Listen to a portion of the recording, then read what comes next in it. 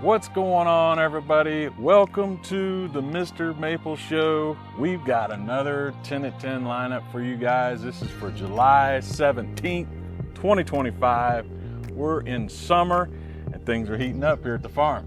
Yeah, man, it's hot over here. The plants are gonna be dope today. We got a couple things that are in some bigger sizes, some classics. We got some heat from the Area 51 collection. Yeah. I mean, we got a nice mix of plants today. I'm excited Definitely. to share this with you guys. It's a lot of fun, man. We try every week to come up with an exciting list of plants to feature for you guys. So make sure you sign up for that weekly email. That's the way you get notified of the full 20 plants that we do every Tuesday and Thursday. Today we're just going to talk about 10 that we've selected to highlight for you guys. It's kind of a sneak peek into what's about to hit here on this Thursday, July 17th. So we should probably get right to it, you know, while the sun's still nice and cool. It is heating up quick out here these days. What do we got on the first on the block here? guys, we got an amazing Area 51 introduction. Acer Pomatum, a ghost dragon. Woo, man. I mean, the MrMaple brothers, they know how to bring the heat. They know how to select a cultivar. This thing is actually really wicked wild. Me and Corbin were just talking about this, man. I think there's really nothing else out there quite like it. I absolutely love Ghost Dragon. You can get some really weird, like, kind of malting or reticulation that happens on this leaf. It is conditional at times where it's not always there, but you can get some really, really nice kind of just this strange reticulated malting to the leaf. I love that about it. Nice green color in the summer. Really cool, man. I like this thing. Yeah, I mean, malting similar to something like Magic Moon. I feel like you would say like Magic Moon, Purple Curl. Not necessarily like as much of a curl to the leaf as that, but it's in the same sort of vein as like a weird variegation that's going on inside of the leaf that can be spurred by a conditional, conditions. Yeah, absolutely. I mean, I think it is cool to think of it, and it does kind of cup just a little bit in spring when it's first leafing out, and you get a nice kind of red to pink border on that leaf as well. So you got some spring interest. And this weeping cascading style is absolutely amazing. We've got some great 1 gallon sizes of these today, staked up nice and tall, so you get a good height for this to start coming down from. If you want it to go up even higher, you can continue that staking process and really create a tall dynamic presence in the garden. But I love the Ryusen style Japanese maples, and Ghost Dragon is kind of trying to take it to a new world of like getting that reticulation, malting in on that Ryusen style is really cool. Yeah, definitely. I mean, I love that it's got that Sumigaki-like leaf that it has during the springtime. It's like if you had one of those that was a weeping variety and you try to sell that, I mean, a lot of people would want that, but then it's also like, well, this has that reticulated look to it. And I mean, it's funky. It's definitely interesting. If you're a collector, this is one that you got to have in your garden. Very cool. Ghost and a dragon. So two pretty popular naming schemes come together to make an awesome plant. Very cool, man. Get one of these today. All right, guys. We got an amazing classic, couple 100-year-old cultivar, Tamukiyama, Acer Pomatum, Tamukiyama. Yeah, man. This is like one of the most popular, probably one of the most well-known red lace leaf Japanese maples out there. If you see one of these planted out, a red lace leaf planted out somewhere, 9 times out of 10, it's usually a Tamukiyama. These have been around forever. Just absolutely bulletproof plant, heat tolerant, beautiful red color in the spring, holds that red color very well into the summer months. As you can see, you still get some nice maroon red colors right now, even this time of the year. And then you go into fall, and this thing lights up again with some crimson reds. Yeah, I mean, this is an awesome cultivar. These are staked up pretty high, which kind of helps you get a little bit more verticality. At the open house, I think I saw a couple different people maybe picking out, a low graft, a middle graft, and a high graft to kind of make this like group planting where, you can build a large tree, a large looking tree for a lot cheaper and get something that's going to establish into the garden. And honestly, I feel like a little mass planting of these is like a great idea to kind of, give you some age really quick, and it's going to look very interesting as you prune these, and each of them kind of develop into their own thing. Yeah, absolutely. Now these are some 1 gallons. These are our XL high graft Tamukiyamas. So you get some really nice size on these, good height on that high graft on there, and just beautiful weeping habit up top. Yeah, but like you were saying, it kind of plays into the idea that Buckholz had, where they have multiple lace leaves planted all together to create this big, gigantic, dynamic feel when it comes to lace leaf. So you can definitely play around with that. I love a high graft on a lace leaf. It just gives it such a kind of that elevation, really allows you to experience the character and shape of the growth habit on these. Beautiful tree. Yeah, I mean, definitely. It's like having that little bit of extra height, kind of helps push it along. It's got a nice motor behind it. Yep. But then also, yeah, like that airflow underneath of that lace leaf is going to help as well. And it really does add a nice look, and makes me think about, high graft, low grafts, just a little bit different, just because, hey, man, that mass planting thing is definitely an option. Very cool plant, man. Don't sleep on the classic Japanese maples. They've been around for a long time for a reason. All right, y'all, we got another killer plant for you lined up right here. We've got a seedling from Macawa Yatsibusa. Now, these are grown from seed, so these are not grafted. They are growing on their own roots. So each one of these is very unique and different. Not any two of these are alike. They're a slight variance from your Macawa Yatsibusa, one of the most popular dwarf varieties out there. And these seedlings are amazing. I was looking through this set today, and just each one of them has great shape on it. Now, these are in a Welsh pot, a little bit smaller than your 1 gallon, but you're not getting less of a plant. These are really nice, filled out, lots of branching on these. I love thinking about how you can explore into the world of seedlings, and you get to kind of experience that with these seedling Macawas. Yeah, man, I like the Welsh pot. Like, I really feel like it helps like dwarf plants kind of come to fruition a little bit faster, just because like they fill out, then they can start really focusing on the actual branching of the tree instead of like pushing all the roots down. But yeah, I mean, these look so awesome. Having a bunch of these seedlings come through is just really interesting. Just looking at all of them is just so fun, like you're talking about. I mean, each individual one is just completely different. You can tell that they're made out of the same parts, but everybody kind of took some artistic liberties. Right. They're just funky looking, man, and I think it's awesome to be able to have, that genetic, the genetics of Buckholz, with the Macawa seedlings, because they all come from that giant Macawa at Buckholz. So you never know what your tree is mixing with out there, and it's interesting too, because I mean, they all look so different.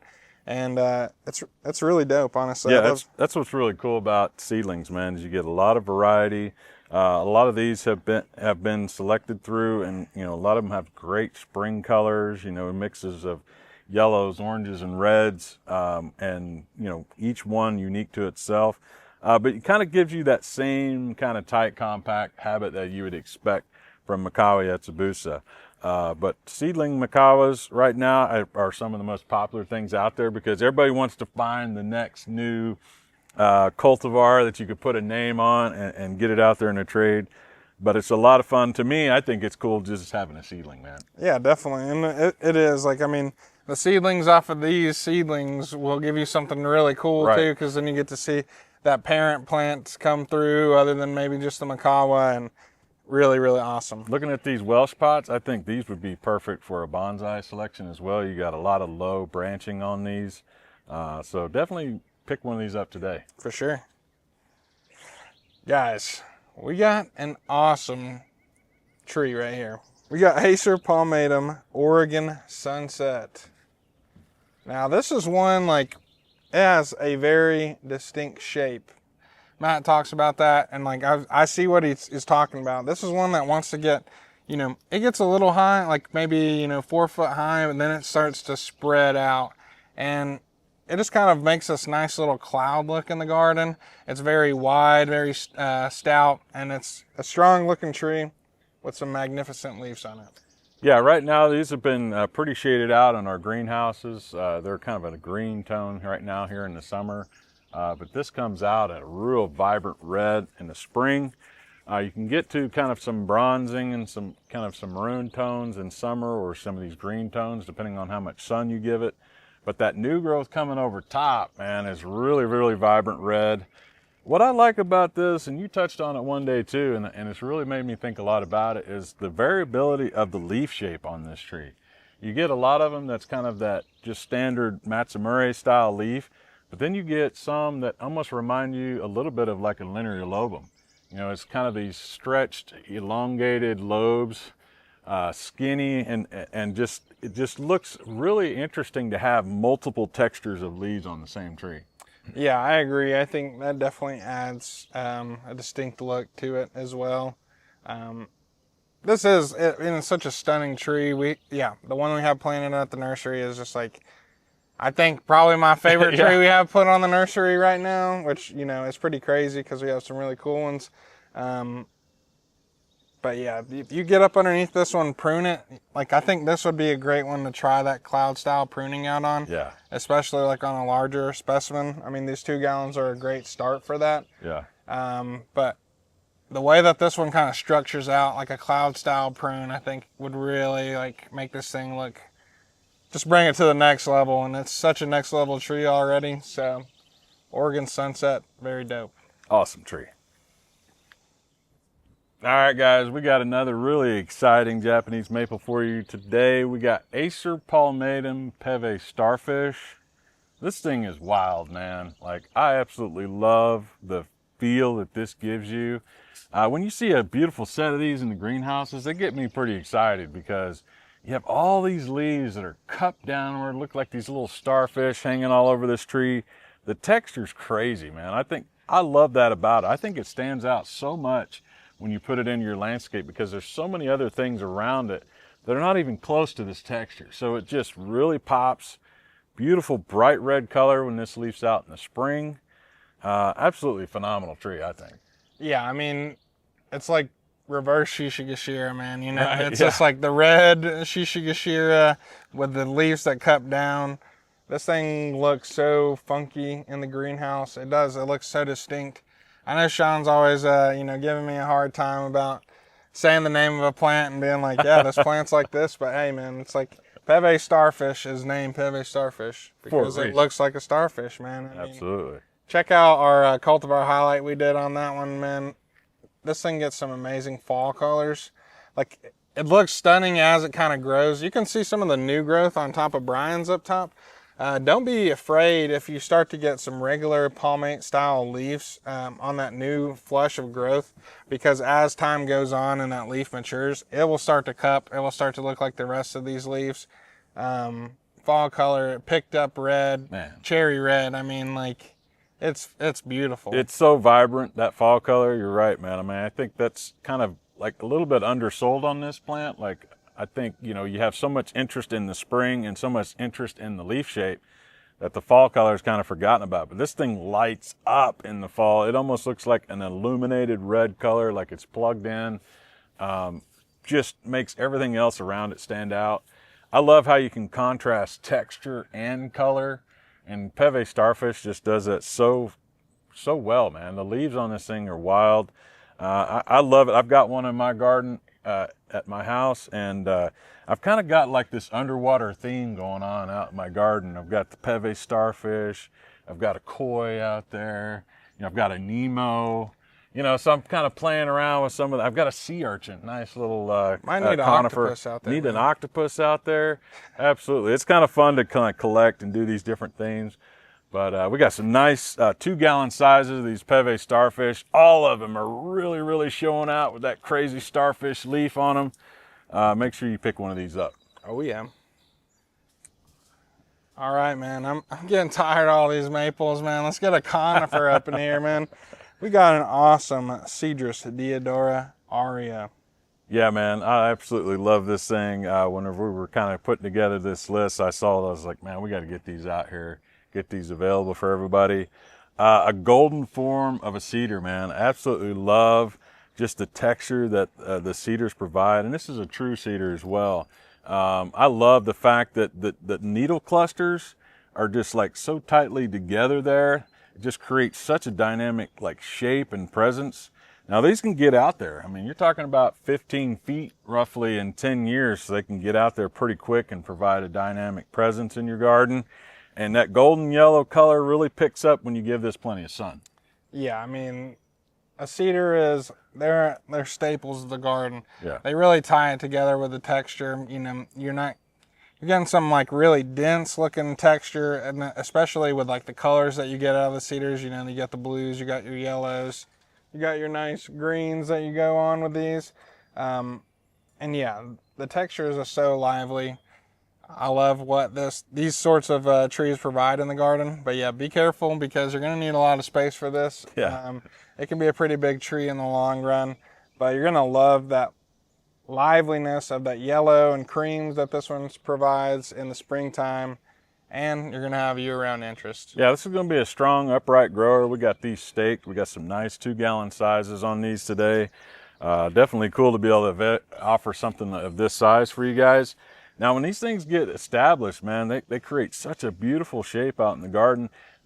An upright grower, but they kind of have a little bit of pendulous habit to them as well. Those branches kind of hang just slightly as they reach outward. Just creates a great backdrop too for your garden area, for your maples. You know, plant a nice red maple out in front of this would really contrast really well. Some nice kind of blue-green conifers out around it would be nice. I can think of so many different ways to use this in your garden.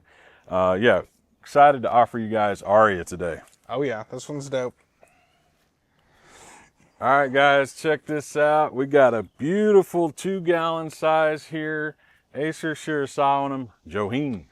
Yeah, I mean, this is an awesome Talon Buckholz introduction. A Japanese name that translates roughly to elegant, guys. Yes. And this thing is aptly named. I mean, you might see some of that blushing that's going on. This has been in a shade house that's, you know, close to 50% shade. So this is kind of what it does in the shade. But if you put it in some sun, it really starts to pick up some of those purples and, you know, that inlay of green that goes on in this one. Very, very beautiful though. Yeah, the color changes I think on this cultivar are really, really nice. I like how every step through the seasons you're getting a lot of interesting color flushes on this. I've grown this several times. I love this one. I had this in Oklahoma in my garden. You get some really interesting like mahogany, kind of brown, kind of chocolate colors to it at different times of the year, especially into those summer months. But this one, it leaves out, you can get some nice kind of blushing of pink colors. Really interesting leaf too. I love that it's a Shironum, so you get that full moon style influence to it. Kind of that Matsumure style leaf on it. Absolutely love Acer Shironum cultivars. Yeah, I mean, definitely. This one provides such nice texture in the garden with that beautiful leaf. The colors, like you were saying, is such a dynamic, elegant tree. Absolutely. Some might say that. But we got some great 2-gallon staked Johenes right here. You guys definitely need to get one of these, add them to your collection. Guys, we got Ginko Baloba, Jade Butterfly. I mean, Sean, come on, man. This one is a jade color. The lobes of this one look like a butterfly did. What more can I say, man? What else can we say? I mean, we're going to talk about it more, obviously. Yeah, we're done. We're done talking about it. No, we're not done talking about it. Dude, the ginkgo trees are absolutely amazing to me. I love that you can have something so old, prehistoric, it's been around forever. And these things are bulletproof, man. You can give them hell and they will grow so well. Get them out in the sun. They can handle, they're drought tolerant, heat resistant, and just such a consistent tree. That's what I love about Ginkgo biloba. Yeah, man. I mean, seeing these in like large specimens all over and throughout Japan is just super cool. I mean, because they take some abuse in those cities, man. Like, yeah, they get cut back hard. They get pruned hard to look like a certain shape. Right. It's hot in Tokyo, man. And, you know, there's not as much, you know, vegetation in certain areas. Right. These ginkgos are like, give me everything you got, man. Right. I'm ready for more. And I mean, they're just hardy plants. Yeah, the texture of, you know, the Baloba leaf is absolutely crazy, man. I absolutely love that. It does give you that butterfly feel, aptly named tree here today. We got some great size 2 gallons of it. These are steak, man. You get these out in your garden, you're going to instantly create a dynamic presence out there. And you can't speak too much about the fall color of a ginkgo. I think that's one of like people's favorite, you know, attributes about it is that bright golden yellow fall color. Love how kind of the leaves all fall at once too. You kind of have this nice like golden yellow carpet underneath it when it gets into its fall color. It's absolutely amazing, man, the ginkgo trees. Yeah, I mean, I think that this is kind of set up for dramatics, you know. It's like you're sitting there, it's fall's slowly approaching, you know, the crispness of the air, and then yellow butterflies start raining around you, man. I mean, like, that sounds pretty awesome in the garden, awesome. Dude. I mean, you got the jade butterflies throughout the spring, but then you get the yellow ones as fall time comes, and I mean, that just sounds serene in the garden for me. Absolutely. Yeah, I remember one time we went out to Hopewood Gardens, and they had some huge ginkgos out there, and we got to see those in perfect fall color. And it was, man, it was just like a magical place. We just sat there and just in awe of these gigantic specimens of these ginkgos. And they just create a great feel in the garden, and they complement everything else. Yeah, don't miss out on jade butterfly. Jade butterfly. All right, everybody, we got another exciting tree for you here. We got another 2 gallon size, staked up tall. These things are huge, man. Really playing into that amazing texture. We got Acer, Pomatum, Benny, Otaki. Yeah, I mean, I'm looking at this tree and I'm like, man, what a great pairing with that jade butterfly, man. Right? Like, absolutely. Especially because this thing is going to give you those cherry pinks like during the springtime and the fall time. It's going to play with that jade butterfly's yellows as you kind of get those picked up reds. Yeah. And then, you know, this is such an awesome tree. I think we're looking at one directly behind the camera right now. Yeah. If you've seen some of the other 10 at 10s or some of the videos we've shot in here, this tree is just magnificent. I mean, it has such a nice regal upright structure. The texture looks so nice. And whenever you get the sun shining through this one, and just melting all those colors together, it just looks unlike anything else. Yeah, this thing can get out there pretty quick too. You can get around a foot of growth a year on this. This is an introduction by Ed Wood. If you think about Wood's number 2, it's a Japonicum. Really cool would be pairing that with that as well, you know, thinking about Japonicums. But the linear lobum style leaf, guys, is just really, really cool. Just, you know, today I think we've been talking a lot about texture, you know, and a lot about leaf shape. That's what's great about Japanese maples. You get this world of just diverse leaf shape, and Benny Otaki really, really highlights that effect. You get these long, skinny lobes out in the garden. Kind of loosely translates to red bamboo, that Benny Otaki. So it gives you that bamboo feel out there without those crazy invasive roots, right? Yeah, definitely. I mean, it really is just so nice. It's like, I think we had some other linear lobums earlier this week on the 10 at 10. And just to see how different this looks than, I think it was Kenchi that we had last week. Right. Or earlier this week, it is so amazing. I mean, the linear lobums have such a diversity inside of that. And then the red ones are some of my favorite trees too, man. I mean. Yeah, I noticed we can't help but keep looking up into it because it just looks so cool, man, the way those leaves look against the silhouette of the sky above. Sky. Yes, exactly. Man, it's so cool. I love that bright red color. You can get red in your spring, holds that color really well, and then you get a bright scarlet red in the fall. This thing just really, really looks nice in the garden. We got some great sizes on this too, so if you're looking for a little bit of instant gratification, these 2 gallon sizes are gonna go quick, man. Yeah. Pick one of these up. Put that in my garden, bro. That thing is beautiful. Absolutely. All right, guys, we got a monster size tree for you right here, guys. We got a 10 gallon size coming available of Acer, Pomatum, Benny, Shishing. Yeah, I mean, you've seen this tree before. If you look at the MrMaple.com logo, this is the leaf that's inside of it.